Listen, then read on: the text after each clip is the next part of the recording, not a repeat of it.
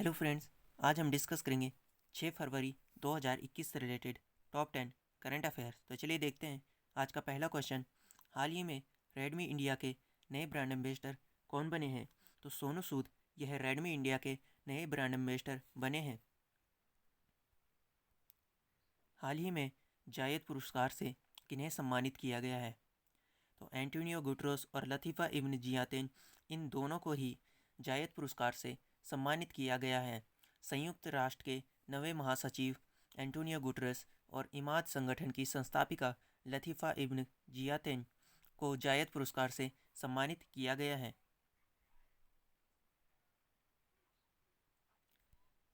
भारत और किस देश के बीच संयुक्त सैन्य अभ्यास युद्ध अभ्यास का 16वां संस्करण राजस्थान में 8 फरवरी से शुरू होगा? तो भारत और अमेरिका के बीच संयुक्त सैन्य अभ्यास युद्ध अभ्यास का 16वां संस्करण राजस्थान में 8 फरवरी से शुरू होगा और इसका समापन 21 फरवरी 2021 को होगा। यह भारत और अमेरिका की सेनाओं के बीच सहयोग और इंटर ऑपरेबिलिटी के बढ़ाने के उद्देश्य से आयोजित किया गया है और अमेरिका और भारत के बीच होने वाली एक्सरसाइज टाइगर, ट्रंप, वज्र प्रहार और युद्ध अभ्यास, यह अमेरिका और भारत के बीच होने वाली एक्सरसाइज है। हाल ही में बीएफआई के फिर से अध्यक्ष कौन बने हैं? बीएफआई यानी कि बॉक्सिंग फेडरेशन ऑफ इंडिया के फिर से अध्यक्ष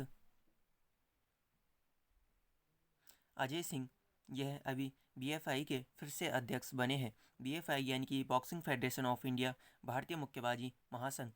बीएफआई की स्थापना 25 फरवरी 1949 में हुई थी। मुख्यालय गुरुग्राम हरियाणा में है और अध्यक्ष अजय सिंह है।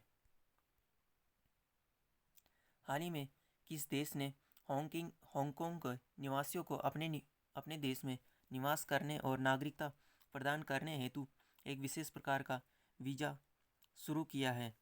तो अभी हाल ही में ब्रिटेन ने हांगकांग के निवासियों को अपने देश में निवास करने और नागरिकता प्रदान करने के लिए एक विशेष प्रकार का वीज़ा शुरू किया है। यह कदम चीन द्वारा हांगकांग पर राष्ट्रीय सुरक्षा कानून लागू करने के बाद उठाया गया है और इस सुरक्षा कानून का उद्देश्य भविष्य में हांगकांग में 2019 जैसे लोकतंत्र समर्थक और आंदोलन को रोकना और हांगकांग सरकार की शक्तियों को समाप्त करना है। हाल ही में पहली बार मानव बंधुत्व दिवस कब मनाया गया है? तो अभी 4 फरवरी को पहली बार मानव बंधुत्व दिवस मनाया गया है। संयुक्त राष्ट्र ने दिसंबर 2020 में ही इस दिवस को मनाने की घोषणा की थी और अब की बार 4 फरवरी को पहला अंतर्राष्ट्रीय मानव बंधुत्व दिवस मनाया गया है। इस दिवस को मनाने का उद्देश्य संस्कृति, धर्मों और मान्यताओं को बढ़ावा देने के लिए इस दिवस को मनाया गया है और अब हर साल इस दिवस को 4 फरवरी को मनाया जाएगा। इस और अंतर्राष्ट्रीय मानव बंधुत्व दिवस की इस बार की थीम की बात करें तो a pathway to the future, यह इस बार की अंतर्राष्ट्रीय मानव बंधुत्व दिवस की थीम थी। अगला क्वेश्चन देखते हैं। हाल ही में चौरी चौरा शताब्दी समारोह का उद्घाटन किसने किया है? तो नरेंद्र मोदी जी के द्वारा उत्तर प्रदेश के गोरखपुर में चौरी चौरा शताब्दी के 100 वर्ष पूरे होने पर चौरी चौरा शताब्दी समारोह का उद्घाटन नरेंद्र मोदी जी के द्वारा किया गया है। हाल ही में लॉन्च हुई पुस्तक रीइन्वेंशन किसके द्वारा लिखी गई है? तो नताशा मालपाणी ओसवाल के द्वारा यह पुस्तक लिखी गई है। हाल ही में इंडिया इन्फोलाइन लिमिटेड के नए सीईओ कौन बने हैं? तो मनोज सेनोय, यह इंडिया इन्फोलाइन लिमिटेड के नए सीईओ बने हैं।